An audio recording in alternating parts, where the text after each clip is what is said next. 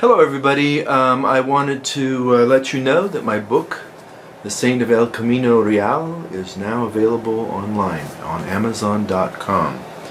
Right now only the paperback is available. I'll have the Kindle out shortly, so I like the paperback myself, but that's me.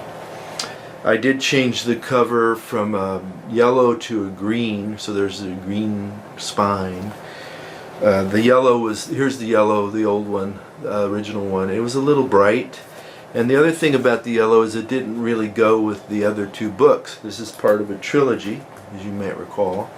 So the first book, Our Lady of West 74th Street, had a kind of a peach orange color. The Prophet of Shattuck Avenue had a purple cover. So when you put them all together, you got your secondary colors. And that makes it look appealing on the bookshelf. That was my idea anyway, so there you go. Has nothing to do with the book, it's just aesthetics. So if you recall, the first book focuses on the character of Emily Campbell, who is a college professor in New York, and she's an anthropology professor. She also has a teenage daughter named Heather. And Emily and Heather are sort of your typical, single parent, teenager combination. There's some drama, but Heather's part of that story and helps her mother with the research that she's doing. In the second book, Heather's really not mentioned. The main character is a woman named Victoria Branham, also a college professor. She's a friend and colleague of Emily's. She lives on the West Coast in Berkeley. And Heather is mentioned in the story, but she's not really a big part of it. And then in the third book, the one that's out now, Heather is the main character. So she is now a college student. And she has finished her second year of college. She went to Spain to do a semester abroad. And then it got cut short because of COVID. And I mentioned in a previous video that I actually paused publishing the book because of COVID. It's supposed to take place in the present day, so in order to do that I needed to work COVID into the story. Even though that's not the focus of the story, it's part of the setting. So in this first chapter, Heather's actually on the flight home from Spain, and I'll just let it speak for itself. March 13th, 2020, American Airlines Flight 8801 from Madrid to New York. Heather Campbell looked out her window and watched the U.S. coastline come into view. She was not ready to be home. Her semester abroad in the spring of her sophomore year had been cut short by the coronavirus outbreak. All study abroad programs had been terminated and students were sent home.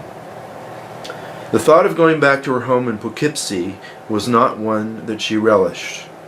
Though she had only been in Spain for just less than 2 months, it had been wonderful. She had been so looking forward to the spring, the warm weather, and the beaches of Barcelona. A woman sitting 2 seats away muttered under her mask, "Thank God we're home." God, thought Heather irreverently. At that moment she couldn't think of God without feeling annoyed. If there was a God who was in charge of all things, then it was God who allowed the pandemic. It was God who had ripped her off of her semester abroad. Masked people wearing winter clothes hurried past Heather as she walked from baggage claim to the passenger loading area. Everyone kept their distance, focusing their gaze on the floor in front of them. The cold, bright light of the late winter morning made Heather squint as she stepped through the doors of the terminal. Once her eyes adjusted, she could see her mother's silver Scion coupe park about 30 feet away. She recognized the silhouette of her mother's head and her red hair catching the sunlight from behind. Heather trudged her way to the car and watched as the trunk popped open. Her mother, Emily, got out and walked to Heather and gave her a long hug. Heather pulled down the mask she was wearing, "Hi, Mom," she said in a weary voice. "Hi," said Emily with a smile. She then took the handle of Heather's large suitcase and with her other arm hugged her daughter again. "I know the situation sucks, honey, but it's good to see you." "Thanks, Mom. It's good to see you too." Driving along the Taconic State Parkway through Westchester, Emily kept chirping about how light the traffic was and how easy a time she'd had getting in and out of JFK. Heather blankly stared out the window at the familiar gray landscape as it whizzed by. After a period of silence, Emily asked, "Have you thought at all about what you're going to do?" "I don't know, Mom. What is there to do?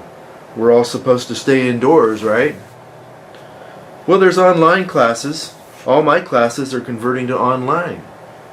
Probably for the rest of the school year." "But the semester's already started," said Heather. "Well, there are some late entry classes still available.